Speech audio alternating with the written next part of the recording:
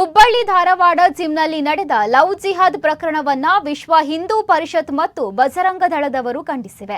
ಈ ಮುಂಚೆಯೇ ನಾವು ಎಚ್ಚರಿಕೆಯನ್ನ ನೀಡಿದ್ದೆವು, ಆದರೆ ಯಾರೂ ಕೂಡ ಗಂಭೀರವಾಗಿ ಪರಿಗಣಿಸಲಿಲ್ಲ. ಮಂಗಳೂರು ಸುರತ್ಕಲ್ನಲ್ಲಿ ಇಂತಹ ಒಂದು ಪ್ರಕರಣ ನಡೆದಿತ್ತು ಎಂದು ವಿಶ್ವ ಹಿಂದೂ ಪರಿಷತ್ ಮುಖಂಡ ಪ್ರದೀಪ್ ಸರಿಪಳ್ಳ ಹೇಳಿದ್ದಾರೆ. ಎಲ್ಲ ಪ್ರಕರಣವನ್ನ ಎಸ್ಐಟಿಗೆ ನೀಡಬೇಕು. ಮಂಗಳೂರಿನಲ್ಲೂ ಅನೇಕ ಜಿಮ್ಗಳಿವೆ, ಮುಸ್ಲಿಂ ಟ್ರೈನರ್ಸ್ ಇದ್ದಾರೆ, ಯುವತಿಯರು ಪೋಷಕರು ಇದರ ಬಗ್ಗೆ ಪರಿಶೀಲಿಸಿ ಜಿಮ್ಗೆ ಕಳುಹಿಸಬೇಕು ಎಂದು ಸರಿಪಳ ಹೇಳಿದ್ದಾರೆ.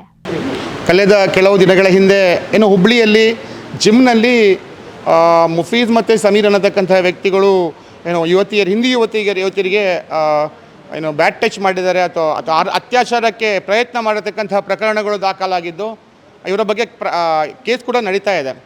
ಹಿಂದೂ ಯುವತಿಯರನ್ನು ಟಾರ್ಗೆಟ್ ಮಾಡಿಕೊಂಡು ಜಿಮ್ಮಿಗೆ ಬರುವಂತಹ ಯುವತಿಯರನ್ನು ಟಾರ್ಗೆಟ್ ಮಾಡಿಕೊಂಡು ಅವರನ್ನು ಲವ್ ಜಿಹಾದ್ಗೆ ಒಳಪಡುವಂತಹ ಕೆಲಸ ನಡೀತಾ ಇದೆ. ಅವರನ್ನು ಬಲವಂತವಾಗಿ ಅವರ ಮದುವೆ ಮಾಡಿ ಅವರನ್ನು ಮತಾಂತರ ಮಾಡುವಂಥ ಪ್ರಕ್ರಿಯೆ ನಡೀತಾ ಇದೆ. ಇದು ಕೆಲವು ವರ್ಷಗಳಿಂದ ವಿಶ್ವ ಹಿಂದೂ ಪರಿಷತ್ ಬಜರಂಗ ದಳ ಹೇಳ್ತಾ ಇದೆ, ಆದರೂ ಯಾರೂ ಕೂಡ ಗಂಭೀರವಾಗಿ ಪರಿಗಣಿಸಲಿಲ್ಲ. ಕೇರಳ ಸ್ಟೋರಿ ಫಿಲ್ಮಲ್ಲಿ ನಡೆದಿದೆ, ಅದೇ ರೀತಿ ಇಲ್ಲಿ ನಡೀತಾ ಇದೆ.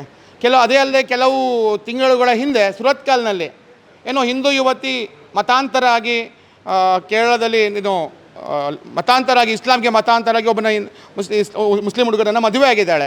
ಇದು ಹೇಗೆ ಅಂತ ಕೇಳಿದ್ರೆ, ಪರಿಚಯ ಹೇಗೆ ಆಯಿತು ಅಂತ ಕೇಳಿದ್ರೆ, ಮುಸ್ಲಿಂ ಯುವತಿಯ ಸಹೋದರ ಆ ರೀತಿ ಪರಿಚಯ ಆಗಿ ಯಾವ ರೀತಿ ಕೇರಳ ಫೈಲ್ ಸ್ಟೋರಿಯಲ್ಲಿ ನಡೀತಾ ಇದೆ ಅದೇ ರೀತಿ ನಡೀತಾ ಇದೆ. ಇದು ಗಂಭೀರವಾದ ವಿಷಯ.